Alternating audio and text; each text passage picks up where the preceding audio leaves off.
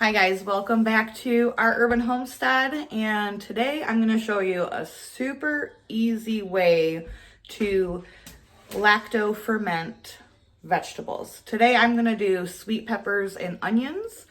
That's one of my favorites. I love carrots, lacto fermented carrots. You can do this with any vegetable. It's so easy, so good for you and your gut, and it's just delicious and a wonderful way to maybe try something different with the foods that you're growing.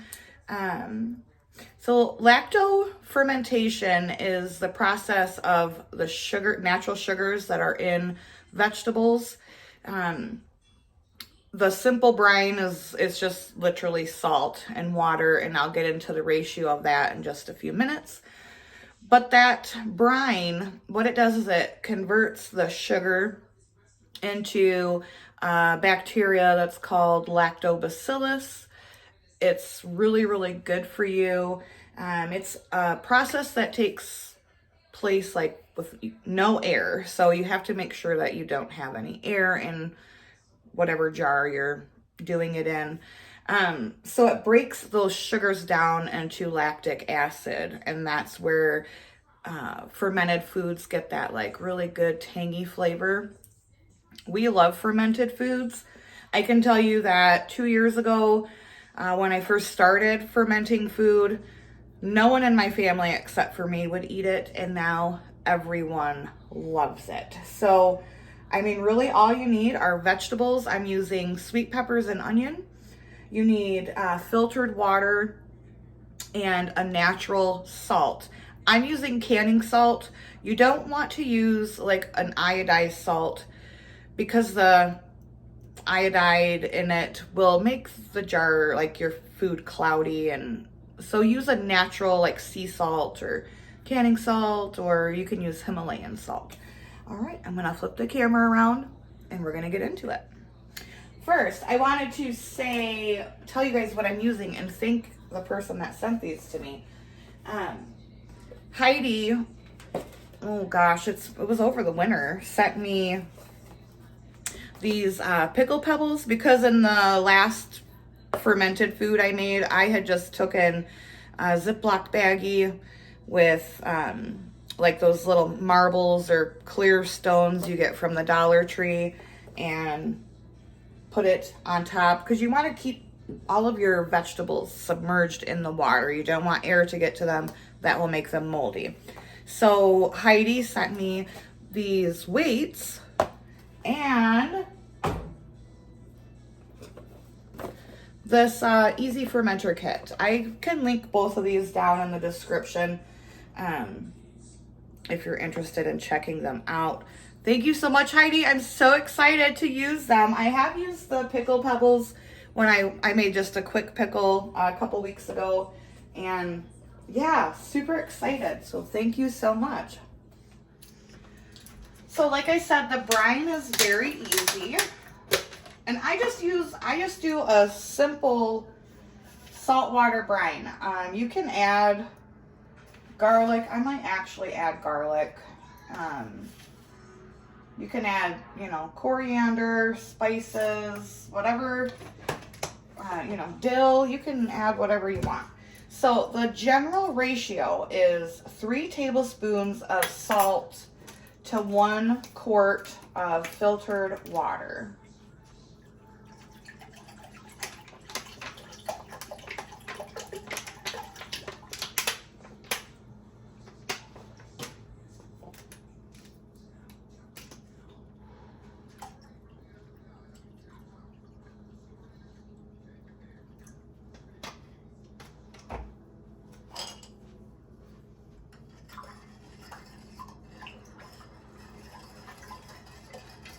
Make sure you stir it well.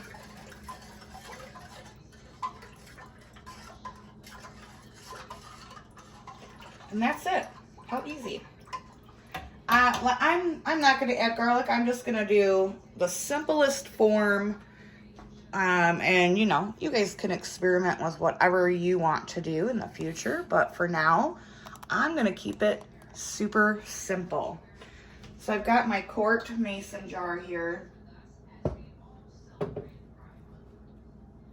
And I'm just gonna put my sweet peppers and my onions in.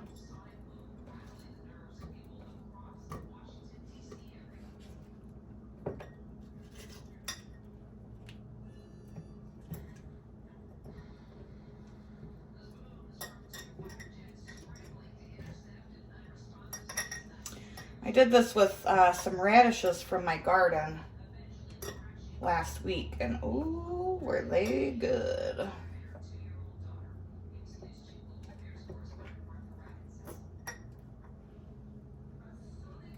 All right, and that's all I'm gonna put in because I wanna make sure that, so then you put your weight in there.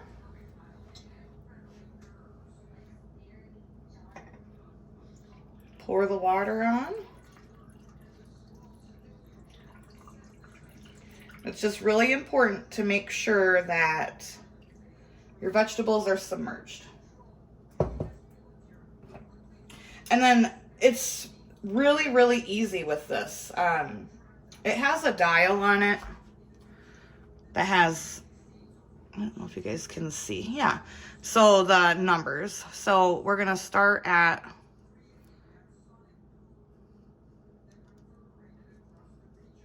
we're going to start at 0 or 1.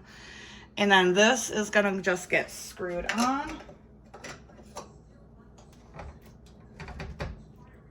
And so this has an airlock. And what this airlock does is, once it starts fermenting, it's going to release off gases. And the airlock is going to allow for the gas to escape without letting more air in.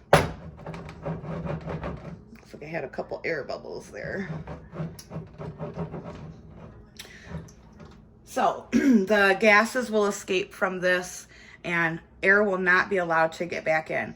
If you don't have one of these, you can simply, if you're doing it in like a mason jar, you can simply burp your jar every day. So all that means is like unscrewing the lid, letting those gases out, and then putting the lid back on. So this is going to sit on my counter for anywhere from 5 to 10 days.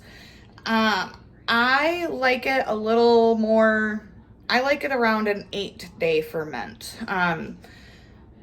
After 5 days, if you've never had fermented food, after 5 days, give it a taste.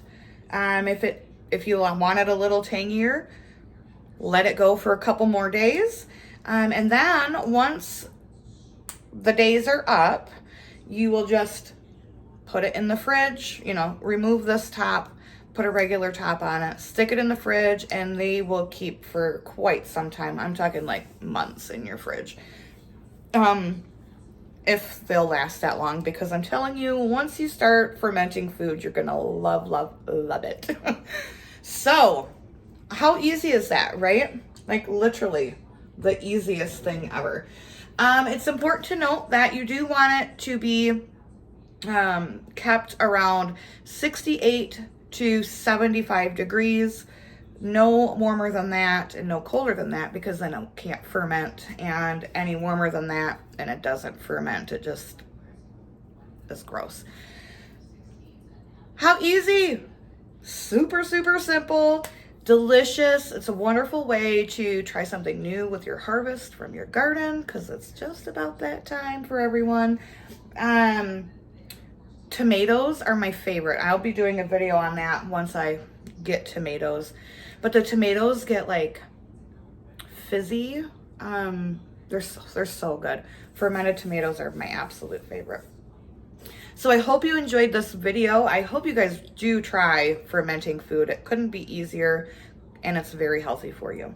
So until next time, thanks for joining me, and abundance and blessings to you. Bye-bye.